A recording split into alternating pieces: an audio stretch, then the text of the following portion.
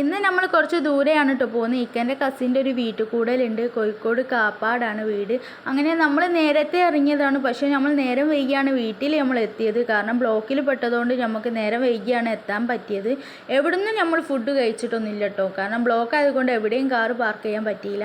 അങ്ങനെ നമ്മൾ നേരെ ഇവിടേക്ക് വന്നതുകൊണ്ട് ആൾക്കാരെല്ലാവരും പോയിട്ടുണ്ട് കേട്ടോ നമ്മളിവിടെ എത്തിയപ്പം തന്നെ. അങ്ങനെ നമ്മൾ ഫുഡൊക്കെ കഴിച്ച് വീടൊക്കെ ഒന്ന് ചുറ്റിക്കറങ്ങി. പിന്നെ ഇക്കൻ്റെ ബ്രദർ നല്ലോണം പാട്ട് പാടും. അങ്ങനെ അവരെ പാട്ടും